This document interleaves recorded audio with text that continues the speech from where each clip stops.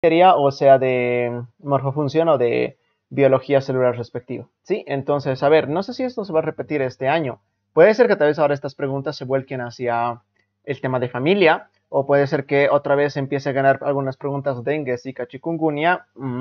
Eso totalmente no lo sabemos, pero como decimos, pues por protocolo y por el saber, hay que tener en cuenta y hay que avanzar, pues de alguna manera, este querido capítulo respectivo, ¿sí? Así que con ello, pues nos vamos a esta partecita de la sociología médica, la parte 2, ¿verdad? La parte de la comunidad. Así que avanzaremos hoy día su primera parte correspondiente. Bueno, a ver qué cositas podemos ver en la parte de los antecedentes. Bueno, algo que nosotros ya habíamos visto en el tema de la familia respectivamente, ¿no? Sabes que la gens, la tribu, la nacionalidad y la nación, cualquiera de esas palabras o de estas clasificaciones respectivas, pues sí, son ¿qué cosa? Son formas históricas de la comunidad de los hombres en sí. Bueno, hemos visto la evolución histórica de la familia en el anterior capítulo y ya habíamos mencionado que esa evolución se va dando en la medida en que la organización social de la comunidad de hombres obviamente va sufriendo transformaciones. Entonces, esto no es constante y obviamente a lo largo de la historia ha ido transformándose. Ahora, esto es hoy algo que hay que tener en cuenta y he sido preguntado. Recuerda, la primera forma histórica de la comunidad de los hombres es la gens. Ya lo has visto en el tema de familia, ¿verdad? Sí, el término gens ya indica que se trata de ¿qué? De un colectivo constituido por grupos consanguíneos en un inicio en sí. Sin embargo, obviamente sería incorrecto que por esta razón ya explicáramos la formación de la gens directo por causas biológicas. La necesidad en colectividades estables de hombres y de actuar, claro, en común acuerdo y de llevar ininterrumpidamente la economía, estas necesidades prácticamente fue la que engendra pues prácticamente el desarrollo de las famosas fuerzas productivas, o dicho de otro modo en sí, ¿no? Aquí es donde se ve el surgimiento de la economía, de la cual pues fue engendrada las famosas fuerzas productivas por la unión de varios hombres y su trabajo en común. Y esta ha sido una pregunta, pero que se lo ve más adelante, ¿no? Que se hizo el año pasado. Bueno, al modo de producción del régimen primitivo, pues ya correspondía mejor la organización de la gens de los hombres respectivamente, ¿no? Pero esto todavía sigue siendo primitivo. En esta etapa del desarrollo de la sociedad, la colectividad de la producción pudo formarse solamente sobre las bases de ¿qué? Otra vez te lo repiten, de la consanguinidad natural y de la propia gens. A diferencia de la horda primitiva, pues pasó a ser tal colectividad bastante estable de lo que la horda no lo era. Entonces, todas las investigaciones gentilicias, es decir, aquellas investigaciones relativas a las relaciones de la gens, muestran que fue una organización social de la sociedad primitiva, por segunda vez, la gens, lo primitivo, que comprendía un grupo de gente unida por lazos de descendencia consanguínea en común. Te lo vuelven a decir, en la gens consanguíneo, consolidada por el trabajo colectivo, la comunicación de interés, el lenguaje de las costumbres y de la cultura primitiva. Bueno, no hay nada que marcar, pero acuérdate lo que se está asociando, gens con lo primitivo, con lo consanguíneo. La forma más amplia de la comunidad étnica y de la organización social, ya propia del régimen primitivo, ya es una forma más avanzada, la tribu. Según todos los datos de la etnografía, arqueología e historia, la tribu surgió de dónde, y esto te lo tienes que acordar, y ha sido preguntado, surgió de la gens, como una célula social principal. Las tribus se basaban también en relaciones gentilicias y también de vínculos consanguíneos de las personas. Ya la pertenencia del hombre a la tribu hacía de este hombre un copropietario de la propiedad común y obviamente le aseguraba la participación en la vida social. Vete acordando esas palabras, ¿no? En la tribu ya se va hablando de copropiedad, de participación en vida social, ¿sí? Bueno, cada tribu obviamente tenía su propio nombre, tenía su propio territorio, su comunidad de vida económica, su lenguaje, sus costumbres, hábitos, creencias religiosas y hasta sus propios ritos de culto, ¿no? El territorio de la tribu era como regla pues prácticamente el territorio fijo, a diferencia de la gens, porque la gens cambiaba con frecuencia de territorio. Cuidado que esta sea una pregunta de este año respectivamente. La tribu estaba asentada verdaderamente y comprendía un vasto territorio tanto para la caza como para la pesca. Entonces ten cuidado, la tribu ya está sentadito, la gente tiene que ir de un lado al otro buscando, ¿no? Entre los territorios de las tribus se extendía una zona ancha y neutral, siendo más reducida entre las tribus de lengua común. Entonces, el atentado a la integridad de la zona era obviamente considerado como un acto de hostilidad para con los hijos de esa tribu en sí. Y eso es lo que desataba, pues obviamente, los enfrentamientos entre tribus respectivamente. Teniendo entonces intereses comunes y trabajando en igualdades de condiciones tanto natural como social, se poseían pues un carácter psíquico común entre algunas tribus. Las comunidades del régimen de tribus de gens ya reinaron decenas de miles de años y, por consiguiente, fueron bastante muy estables. Sin embargo, a pesar de esto, estaban condenadas a la disgregación por la historia. El régimen gentilicio presuponía una producción extremadamente atrasada y las relaciones sociales estaban poco desarrolladas en la señora tribu. Entonces, las necesidades del desarrollo de las famosas fuerzas productivas provocaron el crecimiento de las colectividades primitivas. Ya aparecen las uniones de tribus, lo que significaba ya el principio de la destrucción de la organización de la tribu gens. Dentro de las tribus ya se efectúa la diferenciación de la gens en esto que alguna vez ya ha sido preguntado. Dentro de la tribu se efectúa la diferenciación de la gens en pobres y ricos, pero entre estos pobres y ricos habían pobres mayores, pobres menores, ricos mayores, ricos menores. Claro, de las ricas a su vez, este error que pasó, se lo salta, ¿no? A su vez y a su turno, pues se destaca ¿qué cosa? La famosa aristocracia, que dirige a todos los asuntos de la unión de las tribus. La influencia de las señoras concepciones y de la forma de pensar del régimen gentilicio era aún fuerte, pero poco a poco fue replegándose en la lucha contra las nuevas órdenes. La unión de las tribus ya es semejante al pueblo. Este proceso de descomposición de la gens y de las tribus, ya en familias que poseen ya intereses individuales, ahí va surgiendo pues esto, ¿no? La familia particular, compuesta solamente por padres y los hijos. Pasa pues prácticamente a ser la portadora de la propiedad privada y la célula de la economía, ¿no? Célula económica principal de la sociedad. Esta es la primera forma de familia, la sindiásmica, basada en condiciones económicas y no tanto naturales. Es el triunfo de la propiedad privada sobre la propiedad común primitiva originada de forma espontánea.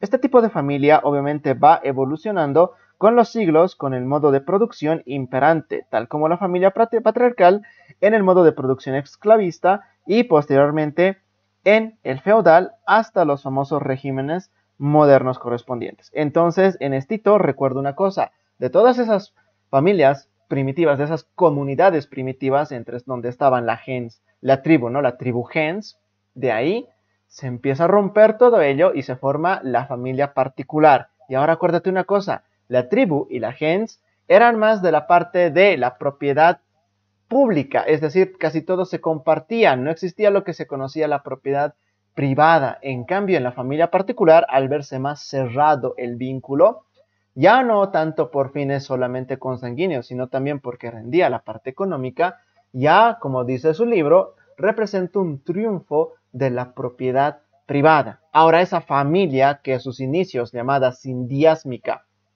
ha nacido y se ha mantenido durante todo el resto de los años, tú dices, no, esto obviamente empieza a evolucionar. En la época actual existen restos de la comunidad de las tribus de gens, de los hombres en una u otra forma.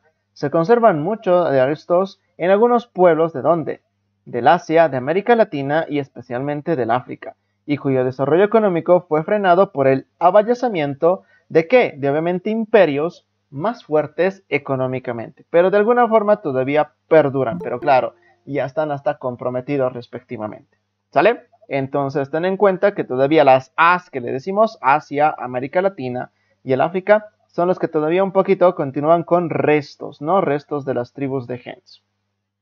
La nacionalidad, como comunidad de los hombres, ya se forma al parecer o al aparecer las relaciones de la propiedad privada y es característica del régimen esclavista y obviamente del feudalismo.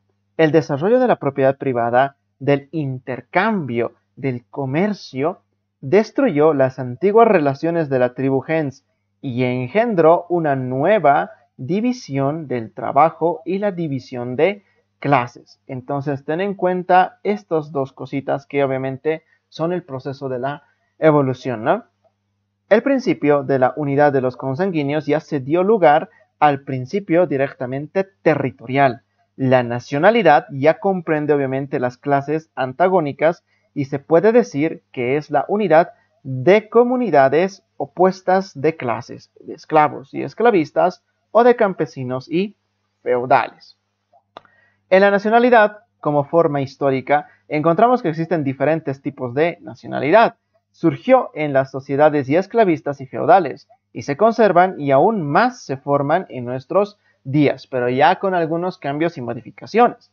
El concepto de nación, prácticamente como lo decimos, ¿no? Cada hombre pertenece a una nación en la actualidad, ¿verdad? No es fácil, sin embargo, pues pese a esto, determinar la esencia del término nación. Esta palabrita, este término, surgió mucho antes de la formación de la nación como una forma especial de la comunidad de los seres humanos. Dice que viene del latín natio, que significa, pues, oye, tribu, pueblo.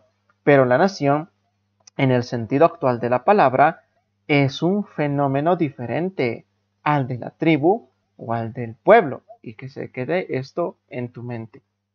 Ella, la nación, se forma bajo la base capitalista. Y por eso es una nueva forma especial de la comunidad de las gentes. No existen naciones puras, cada una de las cuales tendría que estar originada de alguna tribu o una nacionalidad preexistente, la cual obviamente también surgió de las diferentes tribus. Todas las naciones surgieron de diferentes tribus, de diferentes grupos étnicos o nacionalidades. Así la nación francesa se formó, por ejemplo, de las nacionalidades de Borgoña, de Normandía, de Gascuña, y en nuestro caso, pues como en el de toda América, no solo de diferentes nacionalidades, sino también de razas, quechua, sirionos, chiquetana y así, ¿no? Así como de los indígenas europeos y negros. Entonces, claro, todo ha venido de algo que ya preexistía.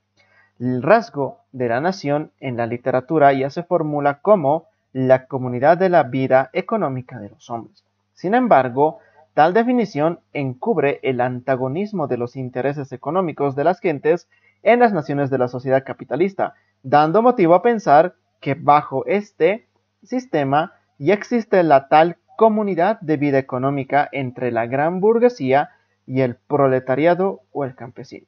Por lo tanto, más bien se podría hablar de comunidad de vínculos económicos, teniendo en cuenta que lo único real y efectivo en estos países es el establecimiento de vínculos económicos amplios y sólidos entre las diferentes clases y capas que tenga la población y entre sus diferentes regiones y provincias, entre la ciudad y el campo. Ten en cuenta esta parte que te están diciendo, porque claro, más que diferenciarse las naciones por sus características sociológicas, demográficas, más todo lo que prima es siempre el vínculo económico respectivamente que trata de surgir a esa lucha, a ese antagonismo que hay entre, obviamente, pues los empleados, los empleadores y, obviamente, los que sirven, ¿no? Contra los que son servidos respectivamente. Y con esto te vas a comunidad. Bueno, ¿qué es la comunidad? Se define como una agrupación humana limitada geográficamente y con sentido de pertenencia. Dentro de los aspectos de salud, resulta ser prácticamente un conjunto de funcionarios que prestan servicios de salud. Claro, eso decirlo así. ¿Qué es una comunidad de salud? Es un conjunto de funcionarios que prestan servicios de salud. Pero claro, hay diferentes tipos de comunidades, ¿no? Ya lo vamos a ir viendo. Claro, se puede observar un ámbito geográfico que tiene límites, un ámbito demográfico que se determina por las características de la población y un ámbito humano y cultural que tiene relación con la interacción social del grupo con intereses y funciones en común. Una comunidad refleja el lugar en donde las personas viven, trabajan, juegan, oran, estudian o comparten creencias o necesidades en común. Entonces, ten en cuenta, una comunidad va teniendo algunas características típicas en respecto a sus características respectivas desde un punto de vista geográfico, demográfico, humano o cultural, como te lo han dicho en esta pequeña parte, ¿no? Aquí está la parte geográfica, la parte demográfica, humana y cultural, por lo que tiene cada uno de sus integrantes. La OMS define a la comunidad como ¿qué? Como un grupo específico de personas que a menudo viven en una zona geográfica definida y que comparten muchas cositas, la misma cultura, valores, normas y están organizadas en una estructura social conforme al tipo de relaciones que la comunidad ha desarrollado a lo largo del tiempo. Los miembros de una comunidad adquieren su identidad personal y social al compartir muchas cosas, creencias, valores y normas que la comunidad ha desarrollado en el pasado y que pueden modificarse en el futuro. Sus miembros tienen la conciencia de su identidad como un grupo y comparten necesidades comunes y el compromiso de satisfacerlas. Recuerda, esta es la definición de comunidad para la señora OMS. Y ahora nos vamos a tener en cuenta una cosita por si acaso que fuera la pregunta de este año. Elementos de una comunidad. Una comunidad requiere elementos o componentes esenciales que la van a caracterizar. Para empezar, una comunidad tiene que tener ¿qué cosa? Un grupo de personas o población. Claro, ahí las características, la estructura demográfica, por la edad, por el nivel socioeconómico, por la etnia. Al final de cuentas, hay diferentes modos de organizar al grupo de personas o la población, tomando en cuenta cualquiera de estos ítems. Y hay por eso diferentes tipos de comunidades. También tiene que estar ¿qué cosa? ¿Qué otro elemento? Tiene que estar la localización. Se refiere entonces a la zona geográfica. Tiene que tener fronteras, tamaño, una historia, un ambiente físico y obviamente transporte, sea interno o externo. Y también tiene que tener como un elemento la propia estructura o su sistema social, por el punto de vista político, cultural, la misma cohesión del grupo, la socialización, ayuda mutua y el propio control respectivo. Estos tres elementos, si lo tiene un grupo de conjunto o un conjunto de personas asociadas, pues tú dices, pues sí, esto debería ser una comunidad. Se la reconoce porque debería tener estos tres elementos. Tendría que ser un grupo de personas localizados en una zona X y organizados de una tal manera respectiva. Y con ello te vas a estos, ¿no? A lo que también hay que tener en cuenta, los tipos de comunidad. Bueno, estas comunidades pueden ser, por ejemplo, comunidad rural. ¿A qué se refiere la comunidad rural? Son sectores que pertenecen a una región o un país fuera o alejada de la ciudad y, o por lo general, cuentan con una densidad de población menor a la del área urbana. La actividad económica característica de la comunidad rural es la agropecuaria, pero también la artesanal, y tienen ellos un bajo desarrollo de fuerzas productivas, un ingreso bajo, la dependencia comercial y administrativa y mínimos servicios básicos. Esto es lo que en todo lugar caracteriza a las comunidades rurales. Ahora, ¿te lo tienes que aprender todo esto? No, yo creo que tú eres capaz de deducirlo, ¿verdad? Entonces, dale una lectura con calmita y vas a decir, sí, es que tiene razón que esto pertenezca a una comunidad rural. Su organización principalmente se da por ¿quién? Por su consejo de ancianos y notables, ¿no? Ahí participan curanderos, matronas, brujos y claro, los cargos sociopolíticos prácticamente son rotativos o a veces hasta heredados por familias, ¿no? En sí, esto es la parte rural. Entonces, en salud es importante el asunto de la vida y la muerte, porque claro, las enfermedades en estas comunidades rurales pueden ser míticas y naturales, y también pueden ser clasificadas como enfermedades frías y calientes, y el tratamiento obviamente involucra según el origen que estos hayan tenido. No es tanto el punto de la medicina, de la biomedicina, que es lo que nosotros ponemos en sí. Por no decirlo, esto es manejado principalmente por la medicina tradicional respectivamente en sí. Ahora, Lo único que tú haces es contrastar a esta que has visto con la comunidad urbana.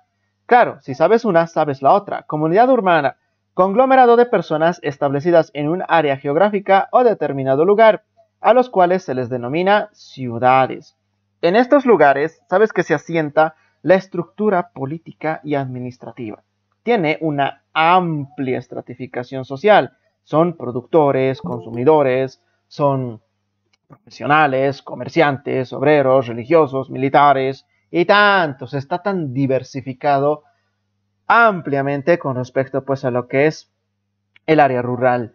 Estas comunidades también se caracterizan por presentar edificaciones, construcciones, fábricas y claro, cuentan en su mayoría con servicios básicos y claro, su fuerza productiva es mucho más fuerte, ¿no? Entonces, como decimos, más que memorizar esto literalmente, así frase por frase, no, yo creo que le puedes dar un poco de sentido común y claro, a la realidad incluso de nuestro país, sabes la diferencia entre una comunidad rural y una comunidad urbana. Ahora, donde tienes que tener cuidado es con esta de aquí abajo, que es con la que normalmente te tratan de hacer confundir una o la otra, principalmente con la rural, lo que es una comunidad marginal. Mira sus características. Se encuentra en las periferias. Carecen también de servicios básicos. Tienen vivienda deficiente. Cuentan con más población que incluso vivienda. Por lo general está compuesta por una población que viene de áreas rurales por personas desocupadas. Estas comunidades son objetivo de ¿qué? Objeto de la violencia política y social. Implica hambre, dolor, enfermedades de la pobreza y obviamente también enfermedades de desnutrición en sí. Es un punto medio donde las cosas salen mal, porque si bien tú que conoces comunidades rurales, sabes que a veces en las comunidades rurales la vida es tan pacífica y tranquila que no hay muchos conflictos respectivamente en sí. Y también se podría contrastar a la vida urbana, pero claro, es donde la zona marginal es donde salen principalmente muchos de los problemas que a veces afectan a ambas comunidades, tanto a la parte rural como a la parte citadina, ¿no? Entonces sí hay que tener en cuenta más con esta parte que les decimos la zona marginal respectiva, ¿vale? Entonces para su libro, que ojo, esto puede estar contrastado por otros temas, otros tipos de libros de sociología, de política, de derecho, pero para su librito solo hay 3 tipos de comunidades aquí, ¿no? La rural, la urbana y la marginal. Y con eso te vas a esta otra partecita. Una cosa es la parte de la comunidad, otro es la estratificación sociocultural y la salud. Cada sociedad tiene su propia estratificación social, donde por consiguiente las comunidades tienen que ser diferentes, pero claro, guardan algún molde en común o alguna característica general. En este sentido, a los diversos grupos de cultura que pueden observarse en nuestra realidad se las toma en cuenta a ellas. Entonces hay que tener en cuenta sus características. Primer grupo, indígena. A ver, ¿qué representa un grupo indígena? ¿Cómo se lo podría entender? Bueno, prácticamente el grupo indígena, y a esto te lo tienes que acordar, cuidado que este año te lo pregunten, el grupo indígena representa la mayoría nacional. Tiene, claro, muchas subculturas. Una característica importante es su continua migración a los centros citadinos. Su eje es socio-religioso. El sincretismo se presenta en las ceremonias religiosas, donde se mezclan elementos de su propia religión politeísta y rituales aprendidos en la religión católica que principalmente están en las ciudades. Luego está el grupo mestizo. Una forma nueva de familia apareció, claro, pues en la Nueva España, ¿no? Cuando vino la colonización. Se caracteriza por la unión entre una persona clasificada como de raza blanca, en este caso pues un español, o un blanco que venga de Europa, con otra persona clasificada como de raza india o una mujer indígena en sí, ¿no? Que estamos hablando de la época de la colonia en sí, ¿no? La unión con las mujeres indígenas pertenecientes a las élites locales fue utilizada prácticamente por los señores conquistadores como un sistema de dominio. Así que hay que tener en cuenta, ¿no? En sí, sobre la población autóctona al implantar, claro, la familia nuclear y obviamente aprovechar el prestigio de sus autoridades en beneficio del ejercicio del poder. Claro, tú sabes que durante la conquista, entre las alianzas estratégicas y políticas que se estableció por los conquistadores, pues generó pues los matrimonios de cruza de razas, obviamente con quienes, con las altas autoridades, tanto locales como invasoras, ¿no? Como conquistadoras respectivamente. Los mestizos, obviamente resultantes de estas uniones, habitualmente se integraron en el ámbito social del padre, que claro, él era de pues origen europeo. ¿Por medio de qué? De la compra de su famosa blancura o por su proximidad económica a las élites formadas por españoles peninsulares y tanto españoles nacidos ya aquí en América. Se establecieron leyes que formaban las instituciones de gobierno y sus cargos, la formación de ciudades y la composición de la sociedad, así como también el papel que debía desempeñar cada grupo en sí. Entonces recuerda que el grupo mestizo, al contrario del grupo indígena, que es el puro y obviamente propio, ¿no?, de cada región de este continente y que claro representa la mayoría, el grupo mestizo ha venido con la parte de la conquista respectivamente, ¿no?, con la colonización. Y luego está este otro grupo, el cholo. Se caracteriza por la unión entre blancos o mestizos, ¿con quién? Con indígenas o la unión entre ellos. Su asentamiento es urbano y su eje es el económico-social, que le permite mantener un estatus a esa persona. Son importantes, obviamente, lo que le conocemos como los famosos prestes, ¿verdad? Los matrimonios, claro, mejoran el estatus, ya que los descendientes lo hacen con parejas de la clase media o la clase burguesa en sí, ¿no? Los prestes, las pasantías, esas fiestas, ¿no?, que incluso se sigue viendo en la actualidad. Esta clasificación está basada en el diferente grado de aculturación en que cada uno se encuentra. El término de aculturación demuestra los diferentes cambios que se fueron produciendo desde el periodo de la conquista en la población indígena por acción del contacto entre estos y los colonizadores. Claro, aculturar, entonces, ¿qué significa? Un choque, ¿no?, respectivamente entre algún tipo de población que está conquistando a otra. Dentro de este largo proceso se ha creado en el país una situación de ordenación y subordinación durante el cual pues una cultura mantuvo una posición predominante sobre otra. Esta situación se debe principalmente al empleo lastimosamente de ¿qué? De la fuerza, agresiones económicas y una mayor extensión territorial y superioridad tecnológica. Claro que nada ha sido pues por el punto de vista pacífico, ¿no? Entonces ten en cuenta, mira, esto es un error tremendo que tiene este libro, deberían haberlo reeditado. Bueno, ten en cuenta que para este libro hay tres maneras de clasificar a la sociedad, ¿no? 3 puntos de estratificación social. Y claro, en esta imagen está bien puesta los ítems que te tienes que acordar, porque claro, en una pregunta de examen te tratarían de hacer confundir entre el grupo indígena con el mestizo o tal vez sobre todo con el grupo cholo, ¿no? Porque claro, el mestizo tú dices la conquista, pero el indígena con el cholo podrían hacerte confundir con sus propias palabras en sí. Y bueno, ya para irnos, pues la estratificación social también dio lugar a que algunos sujetos se identifiquen como superiores, mientras que otros, claro, aparecen como inferiores. Y resultado de esto surge otro tipo de distribución, como es la clase, el estatus y el poder que se verá a continuación. Cuidado con estas definiciones, ya han sido preguntas de examen.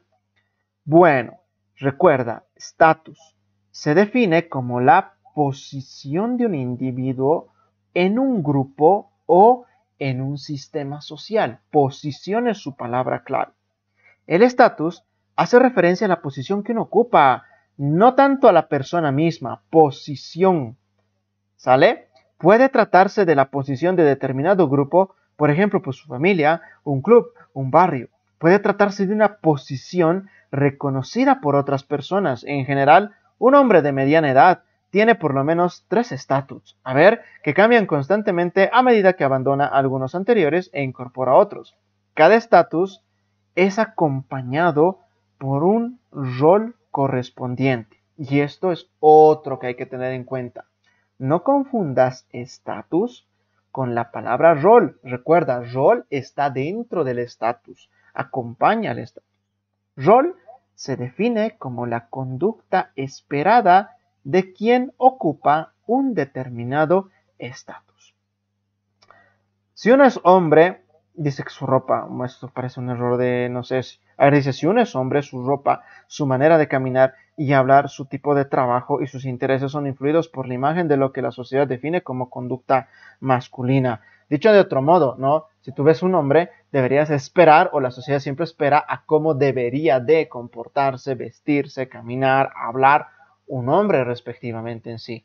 Ahora, si lo pones desde el otro punto de vista, si digamos tú eres pues un profesor, la sociedad espera cómo debería ser un profesor, cómo debería vestirse, cómo debería andar, cómo debería hablar, y lo mismo pues para los diferentes en sí, ¿no? Asumir roles. Los roles y los estatus son de dos tipos, los adscriptos y los adquiridos. Cuidado con este punto, cuidado que sea la pregunta de este año. Los estatus y roles adscriptos, ¿a qué se refiere con ellos? Son los que se asignan en relación con la cuna o con otros factores que la persona no puede modificar. ¿Qué cosas no se podría modificar? Pues la edad y el sexo son bases comunes de la adscripción. Ah, porque tú tienes más de tantos años, solo puedes hacer esto. Tú solo tienes esta cantidad de años, solo puedes hacer... Ah, porque tú eres varón, solo puedes hacer esto. Que tú eres mujer, solo puedes hacer esto, ¿no? Ya directamente pues se asigna. Y claro, viene incluso hasta con relación de la cuna, porque claro, uno nace varón, mujer, y se les asigna directamente, ¿no? En sí. Los roles y los estatus adquiridos, en cambio, son los que uno obtiene por propia decisión o por los actos que haga. Claro, pertenecen a esta categoría, por ejemplo, la condición profesional y la condición conyugal, por ejemplo, ¿no? Claro, normalmente se nos asigna el estatus de nuestros padres, pero podemos obtener un estatus diferente por nuestros propios actos, porque claro, a ver, mira, que digamos tú vienes de una familia de padres que son médicos, pero tú, digamos, ya no quieres ser médico. ¿Te lo van a obligar? O sea, por poder sí, pero tú sabes que eso en la actualidad ya totalmente está siendo abolido. Todavía se siguen viendo, pero ya claro, eso desvía, ¿no? Del tema de conversación de esta parte del libro. Pero tú sabes que eso es modificable, eso es un rol o estatus adquirido, porque una persona tranquilamente dice, no, yo voy a ser abogado, yo voy a ser arquitecto, yo voy a ser ingeniero, y ya está, puede ir cambiando ese punto por propia decisión o por los actos que vaya haciendo. No, que he ido a dar el examen de arquitectura y ya está aprobado, entonces ya está, estamos ahí, ¿verdad? Entonces ten en cuenta, la diferencia de estatus determina el mayor o menor prestigio que la sociedad va a atribuir a sus miembros correspondientes. Claro, diferentes estatus, diferente prestigio que gana una persona en sí. Y no confundas estatus con poder. Cuidado, poder es la capacidad de controlar las acciones de los otros y controlar el fenómeno frecuentemente correlativo, aunque no siempre, ¿no? Prácticamente la autoridad. Es decir, un derecho reconocido de mando. Son los riesgos o son riesgos de la mayoría o de la gran mayoría, si no es que todas sus estructuras sociales, el poder.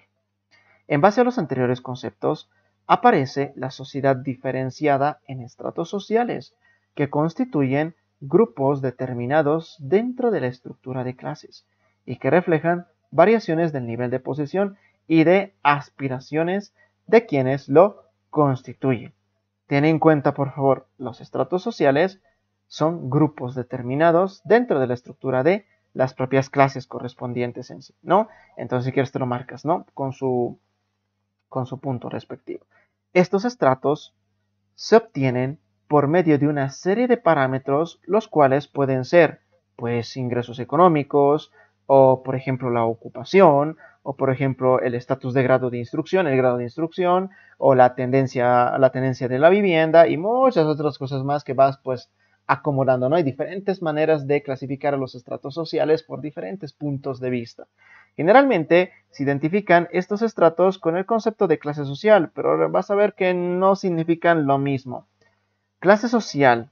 El concepto de clase social varía según la escuela sociológica que lo trate, pero en forma general existe una serie de parámetros que nos permiten a nosotros explicar perfectamente su contenido.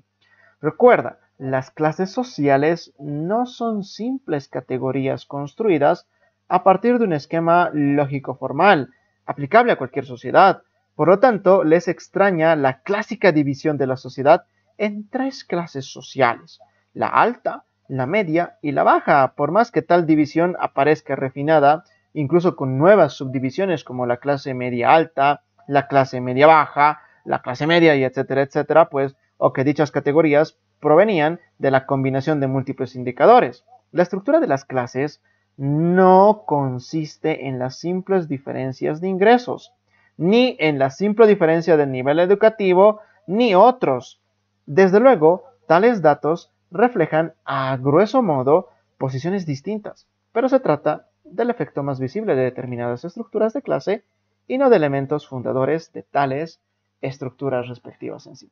Bueno, para cerrar esta pequeña parte, recuerda, las clases sociales no tienen nada que ver con qué, con los estratos sociales respectivamente en sí. Y que claro, está mal definir que clase social simplemente es clasificarlo por un punto de vista. Se tienen que tomar otros parámetros respectivos y no solamente el punto de vista, por ejemplo, económico o educacional respectivo.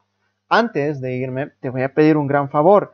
Yo sé que esta parte obviamente no es un tema netamente médico, es más, hasta a veces aburre, porque claro, uno dice, ¿para qué rayos tengo que saber esto? Yo también me pregunto, ¿para qué? Pero es que les parece que estos de la facu siguen con todos estos temas que parece que no van a ningún lado. Pero bueno, ten en cuenta conceptos básicos de palabras, por favor, porque a veces uno se la pasa a veces leyendo todo el tema y a veces para nada, porque obviamente no vale a veces ni la pena. Ten cuidado con las palabras de vocabulario, por ejemplo, el significado de poder, el significado de estatus, el significado de rol, porque esas cachivacherías son las que normalmente se van preguntando respectivamente. Bueno, entonces, hasta ahí ustedes van a quedar por el día de hoy.